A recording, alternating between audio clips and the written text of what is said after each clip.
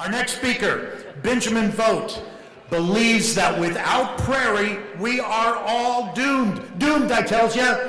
Benjamin blogs, manages, sits on a board, and runs a prairie garden coaching biz, all in the name of prairie. His dogged determination to help save the prairie makes him a true prairie dog. Ladies and gentlemen, with Prairie Lincoln, a moral choice, here is Benjamin Vogt.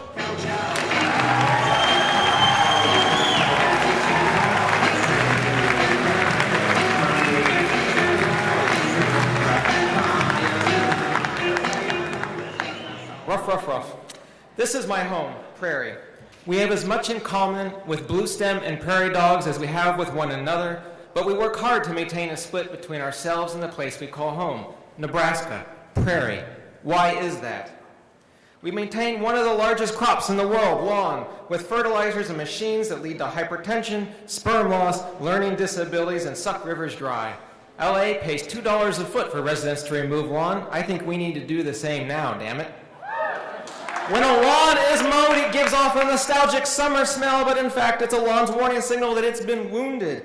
Lawns are not adapted to plains drought cycles, but they are adapted to England. Do you see any royal babies here? Our lawns and cash crops have eliminated one of the world's largest grasslands that once cleaned the air as effectively and held as many diverse species as the Amazon rainforest. As we lose this space, we lose backup ecological systems that have given us very easy lives. Since 2008, we've plowed up marshes and highly erodible grasslands in the plains the size of Indiana. In less than 5 years, we've thrown away our national prairie heritage and paved the way for a second Dust Bowl. It's coming. We toss 23 million tons of lawn clippings each year. Besides, when I drive around Lincoln, I am bored by the blandified, fast foodified landscapes. The same non-native plants like hosta, daylily, barberry, and spirea you'd see in any state. Non-native plants may be easy to grow, but even more so are prairie plants that have evolved in Nebraska.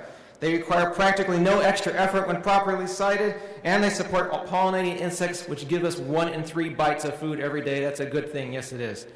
Some native plants attract only a single native bee species that are far better pollinators than our non-native stupid honeybees.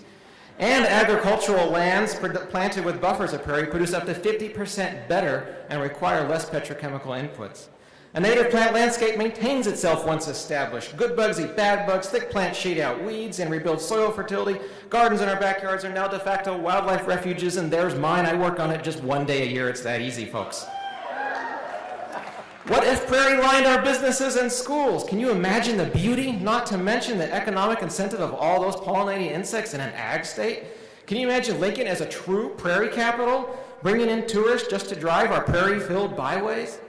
Kids have nature deficit disorder. If they played in wilder landscapes, they'd be more creative, confident, and ease ADHD. Just look at how well-adjusted I am. We deny our kids their full potential. We deny them prairie and give them soul-sucking lawn.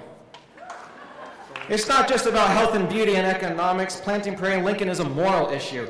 This year, 80% of monarch butterflies have vanished. 2 years ago, I raised 200 from egg to wing. This year, I've only raised 4 and saw my first one on August 14th. I am very sad. Without milkweed, their host plant commonly sprayed away in GMO ag fields and suburban landscapes, there are no monarchs and far fewer butterfly species in general. Repeat after me, milkweed is not a weed. I didn't hear it, okay. Lawn is a weed. Hostas are a weed. Daylilies are a weed. Plants which provide minimal benefit to insects which compose 100% of a songbird chick's diet and feed over 90% of all songbirds that exist and that are also struggling to exist. This may be our future, a swallow or monotail, I don't know, something we engineered because we did away with all the natural wildlife and felt a deep lack or began starving. China now has to hand pollinate portions of their crops because they have a lack of pollinating insects. I hate Scots. If we identify with the place we are from by using native prairie plants, we will care for this place in ways we never imagined we could.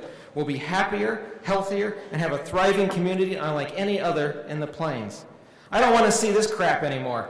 Landscapes that distance us from the world and each other, that ignore human passion and creativity, that confine us into perfectly boxed lives, that pretend order, that secretly make us sick and drive us mad.